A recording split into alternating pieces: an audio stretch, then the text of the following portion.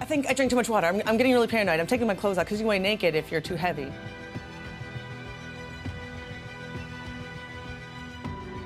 I want my legacy to be like I was a force of good and like mankind was better off because I existed, you know? I don't need people to know that. I just need to have that effect. And I don't know, I think that's the most rewarding thing for me. And I think it's kind of fun sometimes when like you see things that you don't get credit for, but it's happening and it makes you like so happy.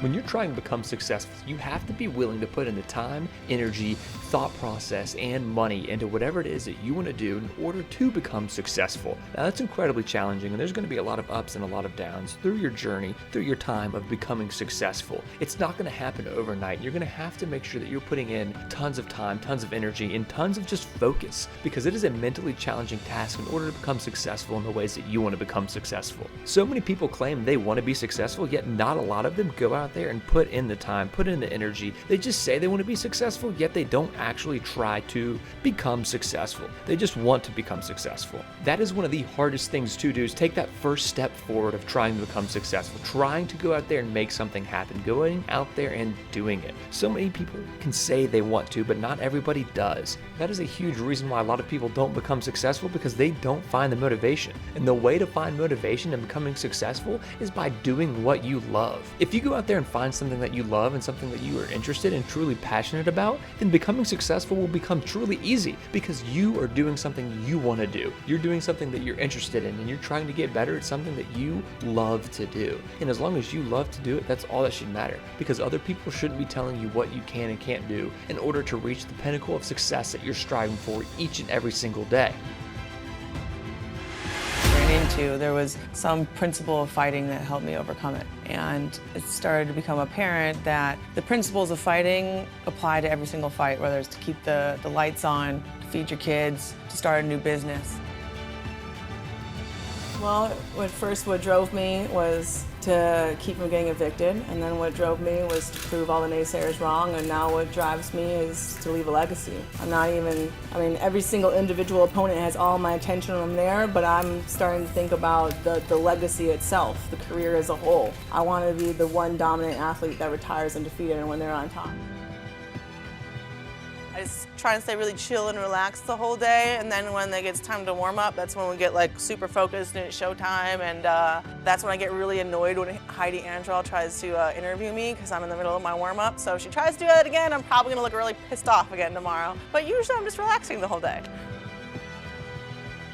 No, I thought it was going to be all about the whole, business, the Rowdy Inc., and trying to touch on all these different, real kind of unrelated businesses, but it turned into that, which I'm not mad at it. It's going to be a little bit more nerve-wracking for Mom, but I'm going to be so dominant in every single second of it. Even though it's going to be longer, she's not going to have to see her baby get hit, and that's how I like to keep it.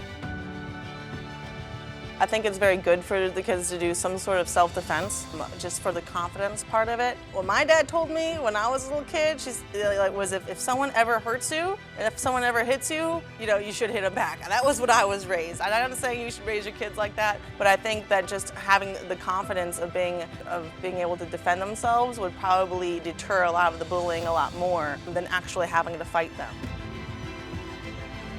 How many stadiums I went in and fought, and there was like barely any people there, or everyone was just quiet, and it was just like, it suffocates you as a fighter to be in that kind of environment, when everyone's shouting, all that air coming out of them helps me breathe.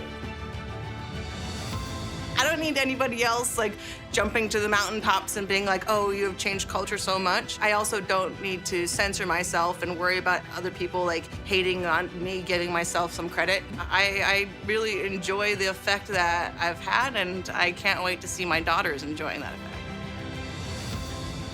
The fight had already become personal to me, and I wanted to beat her in the most devastating way possible, and that would be in front of her own people. And I actually, before all this came up, I went down to Brazil for a media tour, and everyone there was so awesome and amazing. And they kept asking me, when are you going to fight down here, Ronda? When are you going to fight down here?